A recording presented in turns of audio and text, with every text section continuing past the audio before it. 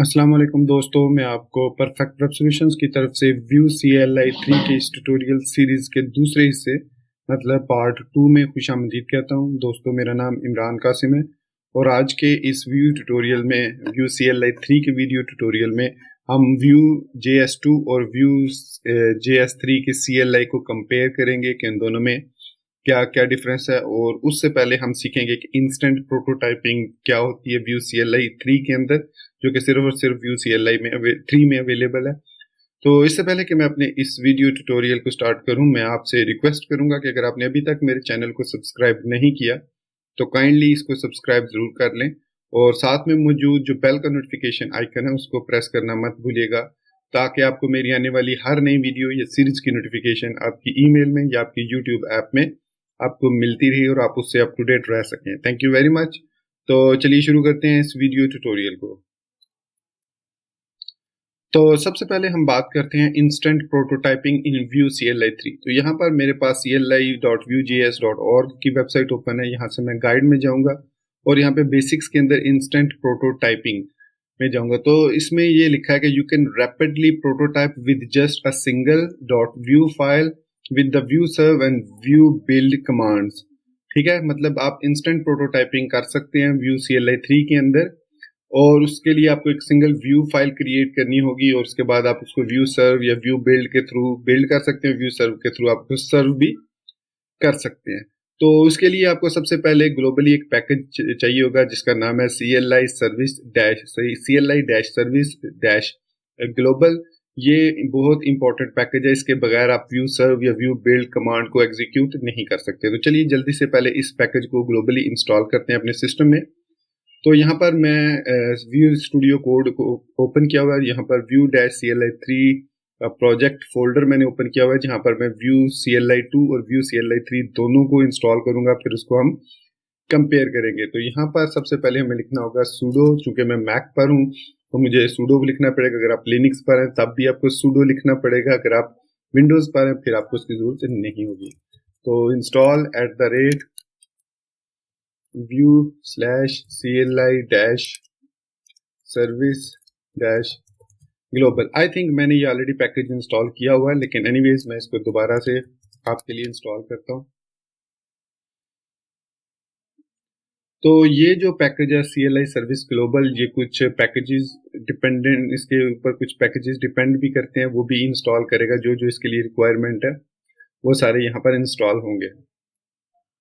अच्छा, तो दोस्तों आई एम सॉरी, मैंने जब इसको इंस्टॉल किया था sudo npm इंस्टॉल के थ्रू तो मैं -G का स्विच लगाना भूल गया था, जिसकी वजह से वो लोकली इंस्टॉल हुआ और उसने कुछ वार्निंग्स वगैरह दी। तो मैं इसको दोबारा से रन करता हूँ और साथ में -G का स्विच ज़रूर इस्तेमाल कर लीजिएगा आप, ताकि ये ग्लोबली एक्सेसिबल हो और ग्लोबली ही इंस्टॉल हो। तो मैं इसको दोबारा से इंस्टॉल करता हूँ।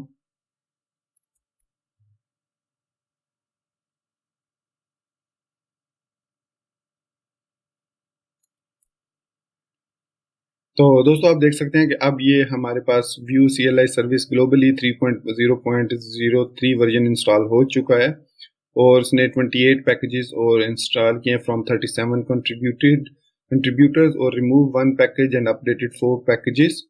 तो हमारे पास ये CLI सर्विस अब ग्लोबली इंस्टॉल हो चुकी है। तो अब हमने इंस्टेंट प्रोटोटाइपिंग में करना क्या होता है कि सिंपली आप एक कोई भी व्यू फाइल क्रिएट कर सकते हैं। अगर यहाँ पर मैं लिखूँ व्यू सर्व कमांड, तो ये अब हमें बताएगा कि fail to locate entry file, मतलब व्यू CLI 3 के फोल्डर के अंदर इसको एंट्री फाइल नहीं मिली। Valid entry file should be one of main.js, index.js, app.view और app.view होनी चाहिए। लेकिन आप इसको कोई भी नाम देख सकते हैं, क्योंकि इसके बाद हम व्यू सर्व के बाद उसका नाम भी दे सकते हैं। तो सपोज मैं यहाँ पर app.view क्रिएट करता हूँ और इसको टेम्पलेट इसका विद HTML क्रिएट करता हूँ और यहाँ पर मैं MSG लिख लेता हूँ। और ये जो MSG है ये हमारे पास आएगा स्क्रिप्ट से और यहाँ पर डाटा प्रॉपर्टी है, जैसा कि व्यू CLI या व्यू की प्रॉपर्टी होती है। और यहाँ पर मैं MSG hello view CLI 3 instant prototyping ये मैंने लिख के इसको सेव किया। सेव करने के बाद अब मैं रन करूंगा व्यू सर्व -O, ताकि ये स्विच -O का ये ओपन कर देगा इसको ब्राउजर में। तो इसको रन करते हैं तो स्टार्टिंग डेवलपमेंट सर्वर और यहाँ पर नोड मॉड्यूल्स का एक फोल्डर भी क्रिएट हो जाएगा, क्योंकि जो जो इसके लिए रिक्वायरमेंट होंगी जो ऑटोमेटिकली वो यहाँ पर ऐड हो जाएंगी। और अब आपको मैंने जो कहा था जब इंट्रोडक्शन में कि इसमें zero config rapid prototyping via view CLI and view CLI service global है। तो ये वो चीज़ है कि आपने सिंपल एक व्यू फाइल बनाई है और उसको आपने व्यू सर्व के थ्रू एग्जीक्यूट किया और यहाँ पर आपको ये अब अवेलेबल है। आप इस IP के थ्रू किसी भी अपने वाईफाई नेटवर्क से कनेक्टेड डिवाइस पर इसको ओपन कर सकते हैं, जैसे कि आप मोबाइल पर इसको ओपन करके चेक कर सकते हैं। और इसमें जो लोकल होस्ट 8080 है इसके जरिए आप इसको अपने कंप्यूटर पर ओपन कर सकते हैं। तो ये वो चीज़ है रैपिड डेवलपमेंट। इसके अलावा हम इसको यहाँ पर मैं इसको क्लोज करके लिखता हूँ व्यू बिल्ड। तो ये इसका पैकेज भी बिल्डिंग फॉर प्रोडक्शन, आप देख सकते हैं यहाँ पर अब बिल्डिंग फॉर प्रोडक्शन आ रहा है और यहाँ पर हमारे पास इसी फोल्डर के अंदर यहाँ पर आई थिंक ये डिस्ट का फोल्डर क्रिएट करेगा और उसके अंदर हमारा पैकेज होगा या फिर डिस्ट का फोल्डर। ठीक है, डिस्ट का फोल्डर, उसके अंदर JS और सारी चीज़ें उसने ऐड कर दी। ऑटोमेटिकली आप देख सकते हैं index.html फाइल भी इसने क्रिएट कर दी। अब मैं इसके अंदर जाता हूँ फोल्डर के अंदर। सो इसको रन करने के लिए मैंने यहाँ पर एक global package HTTP server install किया हुआ है। आप वो ग्लोबली इंस्टॉल करना चाहें तो आप npm install -g HTTP server कर सकते हैं। तो यहाँ पर मैं HTTP सर्वर लिख के एंटर करूंगा तो जो मेरा करंट फोल्डर है DS डिस्ट का, ये अब एक सर्वर बन चुका है और इसको मैं ओपन कर सकता हूँ इस तरीके से। और यहाँ पर आप देख सकते हैं hello view CLI 3 instant prototyping हमारे पास आ गया और ये जो JS का फोल्डर है यहाँ से ये एग्जीक्यूट हो रहा है डिस्ट के फोल्डर से, आप देख सकते हैं यहाँ पर। तो ये हमारे पास है इंस्टेंट प्रोटोटाइपिंग और इंस्टेंट बिल्ड। किस तरीके से हम इंस्टेंटली प्रोटोटाइपिंग कर सकते हैं और फिर इसको बिल्ड कर सकते हैं। तो ये था हमारे पास इंस्टेंट प्रोटोटाइपिंग। अब आगे बढ़ते हैं और हम क्रिएट करेंगे दो प्रोजेक्ट, एक व्यू CLI 2 और एक view CLI 3 using view CLI 3। तो दोस्तों लास्ट इंट्रोडक्शन के वीडियो ट्यूटोरियल में हमने एक्स्ट्रा पैकेजेस भी इंस्टॉल किए थे अपार्ट फ्रॉम व्यू CLI 3, जिसमें एक था CLI-init। CLI-init पैकेज बेसिकली हमें बैकवर्ड कंपैटिबिलिटी देता है ताकि हम अपने प्रोजेक्ट के अंदर व्यू CLI 2 को भी इंस्टॉल कर सकें अगर हमें ज़रूरत है व्यू CLI 2 की। तो यहाँ पर मैं अपने टर्मिनल पर हूँ और यहाँ पर मैं इस वक्त हूँ व्यू-CLI-3 के फोल्डर में और यही फोल्डर यहाँ पर विजुअल स्टूडियो कोड में यहाँ पर ओपन है, आप देख सकते हैं। तो अब मैंने क्या कि यहाँ पर एक प्रोजेक्ट क्रिएट करता हूँ मैं। तो मैं इसको टर्मिनल, ये वाला टर्मिनल भी यूज़ कर सकता हूँ और मैं ये वाला टर्मिनल भी यूज़ करना चाहूँ तो यूज़ कर सकता हूँ। चले है, यहाँ पे मैं क्रिएट करता हूँ व्यू इनिट वेब पैक और उसके बाद व्यू 2 ऐप। तो व्यू 2 ऐप का मतलब है कि ये व्यू CLI 2 की ऐप होगी और it will work same like जो कि व्यू -CLI के थ्रू आप करते थे, डाउनलोडिंग टेम्पलेट, उसके बाद प्रोजेक्ट नेम, फिर प्रोजेक्ट डिस्क्रिप्शन, ऑथर, और फिर आपसे पूछता है कि रन टाइम प्लस कंपाइलर। तो ये रिकमेंडेड फॉर मोस्ट यूजर्स है। तो अगर आपको राउटर चाहिए, नहीं मुझे नहीं चाहिए क्योंकि अभी हमने सिंपल, बल्कि हम इसको इंस्टॉल कर लेते हैं राउटर को, तो राउटर भी चाहिए। ESLint की जरूरत नहीं है हमें, यूनिट टेस्ट की भी जरूरत नहीं है हमें, E2E end-to-end टेस्ट की भी जरूरत नहीं है। और यहाँ पर आपको पूछ रहा है कि किसको यूज करके आपने अपने पैकेज इंस्टॉल करने, तो ये वही व्यू-CLI वाला सारा पैकेज है। और अब आप देख सकते हैं यहाँ पर व्यू 2 ऐप का फोल्डर क्रिएट हो चुका है और अब उसकी इंस्टॉलेशन हो रही है। तो इसके साथ ही मैं यहाँ पर, बल्कि इसको कंप्लीट होने देते हैं और उसके बाद हम व्यू CLI 3 का भी प्रोजेक्ट क्रिएट करते हैं और देखते हैं कि वो किस तरीके से इंटरएक्टिव है और क्या डिफरेंस है व्यू 2 में और व्यू CLI 3 के क्रिएट करने में, प्रोजेक्ट क्रिएट करने में। तो दोस्तों यहाँ पर अब हमारा प्रोजेक्ट क्रिएट हो चुका है सक्सेसफुली। तो यहाँ पर मैं CD व्यू, बल्कि यहाँ पर नहीं बल्कि मैं CD व्यू 2 ऐप के अंदर चला जाता हूँ। तो इस तरह मैं डिस्ट फोल्डर में हूँ, तो एक step back, CD view 2 app और npm run dev कर देता हूँ मैं इसको। तो ये हमारे पास इसका व्यू CLI 2 का डेवलपमेंट वर्जन रन हो जाएगा।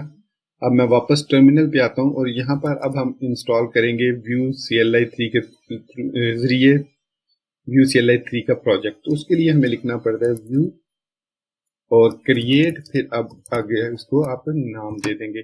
अब इसके भी काफ़ी सारे स्विचेस हैं, जैसे आप डिफ़ॉल्ट पैकेज अगर यूज़ करना चाह रहे हैं तो डैश डैश डिफ़ॉल्ट दे सकते हैं, लेकिन अभी मैं इस पर कोई भी स्विच ऐड नहीं करता, बल्कि सिंपली मैंने व्यू क्रिएट व्यू 3 ऐप लिख के एंटर कर दिया। तो जैसे ही मैंने एंटर किया तो यहाँ पर वो कह रहा है कि please pick a preset use arrow keys. तो एरो कीज की मदद से आप कोई भी प्रीसेट सिलेक्ट कर सकते हैं। अगर ये वाला डिफॉल्ट प्रीसेट्स करते हैं तो इसमें Vue router, Vuex, Sass, Babel, TypeScript, PW, ESLint ये सारे पैकेजेस इंस्टॉल होंगे या प्लगइन्स इंस्टॉल होंगे। डिफॉल्ट प्रीसेट करते हैं अगर आप तो व्यू एक्स, सैस, बेबल और ESLint। अगर आप सिंपल डिफॉल्ट करते हैं तो बेबल और ESLint दोनों इंस्टॉल होंगे, मतलब ये एक जावास्क्रिप्ट का वर्जन होगा। लेकिन अगर आप इनमें से कोई भी डिफॉल्ट प्रीसेट नहीं लेने जा रहे तो मैनुअली सिलेक्ट फीचर्स पे आ जाएं और यहाँ पर एंटर प्रेस कर दें। तो जैसे ही आप इस पे एंटर प्रेस करेंगे तो कहेगा please pick up preset manually select features. अब आपके पास चॉइस है कि आप मैनुअली फीचर्स को सिलेक्ट कर सकते हैं और यहाँ पर आप एरो कीज की मदद से अप एंड डाउन जा सकते हैं और जिस पैकेज को आपने सिलेक्ट करना हो उस पर स्पेस प्रेस कीजिए। अब बेबल और लिंटर जो है ये फॉर्मेटर होते हैं, इसको आप लाजमी इंस्टॉल कीजिए। उसके बाद मैं अभी टाइपस्क्रिप्ट को यूज़ नहीं करता, आगे चल के हम देखेंगे कि किस तरीके से हम व्यू CLI 3 के अंदर टाइपस्क्रिप्ट को यूज़ कर सकते हैं। फिर प्रोग्रेसिव वेब ऐप की भी फिलहाल हमें ज़रूरत नहीं है, तो मैं इसमें राउटर इंस्टॉल कर लेता हूँ और CSS प्री प्रोसेसर मतलब SAS को इंस्टॉल कर लेते हैं। अब यूनिट टेस्टिंग और E2E end to end testing हमने व्यू CLI 2 में भी नहीं की थी, इसमें भी हम नहीं करेंगे। तो Babel, router, CSS pre processor और लिंटर हमने ये 4 ऑप्शन सेलेक्ट किए और प्रेस कर दिया एंटर को। अब वो कह रहा है कि नेक्स्ट ऑप्शन में कि use history mode for router, मतलब हिस्ट्री मोड में क्या होता है कि आपका जो हैश सिंबल है वो खत्म हो जाता है। हैश के बगैर आपका जो राउट्स हैं वो काम करते हैं। अगर आप हिस्ट्री मोड ऑन नहीं करते तो जो भी आपके राउट्स हैं उनके दरमियान में हैश सिंबल आ जाता है। तो मैं यस कर देता हूँ इसको हिस्ट्री मोड में। तो यहाँ पर आप वो पूछ रहा है कि pick a CSS pre processor, मतलब अब आप जो आपने इंस्टॉल किया है SAS को उसके लिए कौन सा प्रोसेसर यूज करना चाह रहे हैं ताकि उसको वो CSS में कन्वर्ट करके अपने प्रोजेक्ट के अंदर यूज करें। तो हम SAS/SCSS को यूज करते हैं। फिर वो कह रहा है पिक अ लिंटर और फॉर्मेटर, तो जो बहुत ही इसमें आम सा जो लिंटर है वो स्टैंडर्ड कॉन्फ़िगरेशन है, मतलब जो आपकी इसकी व्यू CLI की स्टैंडर्ड कॉन्फ़िगरेशन है हम उसी को यूज करेंगे। ये 3 ऑप्शंस भी इसमें मौजूद है लेकिन मोस्टली इनको यूज नहीं किया जाता। तो यहाँ पर और इसके अलावा आप ESLint with error prevention only, मतलब ESLinting होगी, इसमें फॉर्मेटिंग होगी लेकिन एरर वगैरह शो नहीं करेगा। तो मैं स्टैंडर्ड कॉन्फ़िग सिलेक्ट कर लेता हूँ। फिर उसके बाद वो कह रहा है कि क्या आप जो है वो इस लिंटर को ऑन सेव करना चाह रहे हैं या फिक्स ऑन कमिट करना चाह रहे हैं, मतलब जब आप इसको किसी गिटहब की रिपॉजिटरी पे कमिट करते हैं तब आप इसको कमिट करना फिक्स करना चाह रहे हैं या ऑन द सेव। तो मैं ऑन सेव कर देता हूँ। अब नेक्स्ट क्वेश्चन वो पूछ रहा है कि where do you prefer placing config for Babel, post, CSS, ESLint etcetera, मतलब जो आप प्लगइन इंस्टॉल किए हैं उसके लिए आप कौन सी कॉन्फ़िग फाइल यूज करना चाह रहे हैं, या आप डेडिकेटेड कॉन्फ़िग फाइल यूज करना चाह रहे हैं या उसको इन पैकेज डॉट जेसन, मतलब उसी पैकेज डॉट जेसन में ऐड करना चाह रहे हैं। तो हम सिलेक्ट करते हैं इन पैकेज डॉट जेसन। फिर उसके बाद कह रहा है save this as preset for future projects, मतलब जो आपने अभी कॉन्फ़िगरेशन सिलेक्ट किए हैं अगर आपको लगता है कि फ्यूचर में आने वाले प्रोजेक्ट्स के लिए भी आप यही कॉन्फ़िगरेशन यूज करेंगे तो आप इसको सेव कर सकते हैं किसी भी नाम से। तो मैं इसको यस कर देता हूँ। तो जैसे ही मैंने यस किया तो उसने कहा जी save preset as my preset for projects, ये मैंने इसको एक नाम दे दिया। नाम देने के बाद मैं एंटर प्रेस करता हूँ। तो अब ये इसकी इंस्टॉलेशन स्टार्ट हो गई है, creating project in Vue 3 app और initializing git repository, installing CLI plugins. तो इसमें CLI 3 में व्यू CLI 3 में बेसिकली प्लगइन्स को इंस्टॉल किया जाता है। मैं यहाँ पर आपको डॉक्यूमेंटेशन में अगर ले जाऊँ और क्रिएट प्रोजेक्ट पे जाऊँ तो इसमें भी आपने वही चीज़ करनी है और यहाँ पर आप देख सकते हैं कि वो प्रीसेट्स आपसे पूछ रहा है, फिर इसमें से आप प्रीसेट सेलेक्ट करते हैं। तो अगर आप चूज करते हैं कि सेपरेट फाइल हो तो उसके लिए व्यू रेक्ट file, Vue RC file. If you choose manually select feature at the end of the prompt you also have the option to save your selection as a preset. तो ये कहाँ पर save होती है, ये बेसिकली आपकी home directory के अंदर .व्यू RC के नाम से एक फाइल बन जाती है। उसके अंदर ये सारी आपकी कॉन्फ़िगरेशन फाइल्स जो है वो सेव होती हैं। यहाँ पर मैं अगर nano.vuRC करता हूँ तो यहाँ पर अब आप देख सकते हैं कि ये हमारी डिफ़ॉल्ट कॉन्फ़िगरेशन फाइल है। इसमें हमारे सारे वो कॉन्फ़िगरेशन वगैरह जो भी आपने सेव करनी होती हैं वो यहाँ पर आ जाती हैं। तो इसको मैं Ctrl+X करता हूँ, एग्जिट करता हूँ। तो it will take few minutes to installing dependencies. तो यहाँ पर बेसिक सेटअप हो चुका है, तो लेट्स वेट एंड सी। तो यहाँ पर आप इसकी डॉक्यूमेंटेशन रीड करना चाहें तो यहाँ पर हमारे पास काफ़ी सारे ऑप्शंस हैं क्रिएट करने के। व्यू क्रिएट जो भी हमने क्रिएट किया, इसमें हमारे पास माइनस प्रीसेट है और साथ हम उस प्रीसेट का नाम देंगे तो ऑटोमेटिकली वो उस प्रीसेट को यूज़ करेगा। हमें कोई भी प्रॉम्प्ट रिसीव नहीं होगा, बल्कि जो व्यू CLI 3 है वो ऑटोमेटिकली उस प्रीसेट को यूज़ करेगा और उसके बाद उसको अपने प्रोजेक्ट को हमारे को क्रिएट कर देगा। अगर आप माइनस डिफ़ॉल्ट यूज़ करते हैं तो इससे क्या होगा कि आपकी जो डिफ़ॉल्ट कॉन्फ़िगरेशन है जो रिकमेंडेड है व्यू CLI 3 की तरफ से वो यहाँ पर इंस्टॉल हो जाएगी। तो इसके अलावा यहाँ पर काफ़ी सारे ऑप्शंस आपको नज़र आ रहे होंगे। तो इस तरीके से हम यहाँ पर, अब मैं इसको देखता हूँ तो ये देख सकते हैं आप कि ये व्यू 3 ऐप जो है वो क्रिएट हो चुका है। तो यहाँ पर मैं एक नया टर्मिनल क्रिएट करता हूँ और यहाँ पे जाता हूँ व्यू 3 ऐप में और इसमें वो बता रहा है कि इसमें हमने npm run सर्व करना है, जबकि हमने इसके अंदर npm run dev किया था। तो यहाँ पर npm run सर्व करेंगे, npm run सर्व। तो npm run सर्व किया तो ये व्यू CLI सर्विस जो है सर्व खुद रन करेगा और यहाँ पर हमारे दोनों जो पैकेजेस हैं वो एग्जीक्यूट, दोनों एप्लीकेशन एग्जीक्यूट हो जाएंगी। तो ये जो है 8081 पर है क्योंकि 8080 पोर्ट जो है वो इसने यूज कर ली थी। तो let's open both of them in the browser. तो लोकल होस्ट 8080 ये व्यू CLI 2 का हमारा पैकेज है और दूसरा जो है वो लोकल होस्ट 8081 ये हमारा व्यू CLI 3 का पैकेज है इसमें। और इसमें आपको डिफरेंस नजर आ रहा होगा, यहाँ पर welcome to Vue app, welcome to your Vue JS app, यहाँ पर भी welcome to your Vue JS app है। और प्लस इसमें यहाँ पर आप देख सकते हैं आपको व्यू राउटर के जो लिंक्स हैं वो भी मिल रहे हैं और आप इसको क्लिक करके होम पे भी जा सकते हैं और अबाउट पे भी। इसके अलावा इसमें CLI जो प्लगइन्स इसने इंस्टॉल किए हैं वो Babel और ESLint हैं, जबकि व्यू ऐप 2 पे ऐसे कोई भी प्लगइन्स ऐड नहीं हुए। तो ये है इसका जो फ्रंट एंड डिफरेंस। अब हम देखते हैं कि इनके फाइल स्ट्रक्चर में और इनके फाइल्स के फोल्डर स्ट्रक्चर में क्या क्या डिफरेंसेस हैं। तो अभी हम इन दोनों व्यू CLI 2 और व्यू CLI 3 के फोल्डर और फाइल स्ट्रक्चर को देखते हैं। तो व्यू CLI 2 और 3 के फोल्डर स्ट्रक्चर को कंपेयर करने के लिए यहाँ पर मैंने एक सॉफ्टवेयर इंस्टॉल किया हुआ है वेब डेवलपमेंट के टूल्स में। इसका नाम है बियॉन्ड कंपेयर। तो बियॉन्ड कंपेयर बेसिकली आपके फाइल्स को कंपेयर करता है और उसकी चेंजेस को बताता है कि उसमें क्या क्या चेंजेस हैं। और यहाँ पर मैं फोल्डर कंपेयर करना चाह रहा हूँ, इस पर क्लिक करूंगा और यहाँ पर हमारे पास दो पैनल्स आ गए हैं। एक मैं यहाँ पर ओपन करूंगा फोल्डर जो कि व्यू CLI 2 का होगा और मेरे पास ये डेस्कटॉप पे व्यू CLI 3 के अंदर यहाँ पर व्यू 2 ऐप है, तो उसको ओके करूंगा। तो यहाँ पर मेरे पास अब व्यू CLI 2 के पैकेजेस सारे फोल्डर स्ट्रक्चर आ गया। इसी तरीके से मैं यहाँ से डेस्कटॉप से व्यू CLI 3 को व्यू 3 को ओपन कर लेता हूँ। तो इन दोनों को वो कंपेयर करेगा। तो अगर आप देखें यहाँ पर तो इसमें जो रेड बता रहा है कि यहाँ पर इसमें जो डिफरेंसेस हैं गिट इग्नोर में भी डिफरेंस हैं। इसके अलावा यहाँ पर एक babel.config.js फाइल है जो कि व्यू CLI 2 में नहीं है लेकिन व्यू CLI 3 में मौजूद है। इसी तरीके से babel irc edit config post cssrc और index.html ये फाइल्स जो हैं ये व्यू CLI 2 में मौजूद हैं, व्यू CLI 3 में मौजूद नहीं है। और जो रेड कलर की आपको नजर आ रहा होगा यहाँ पर ब्लैक और यहाँ पर रेड है, इसका मतलब है कि इसके अंदर काफी सारी ऐसी चीजें हैं जो मौजूद नहीं है जो कि हमारे पास व्यू CLI 3 की ऐप के अंदर मौजूद है।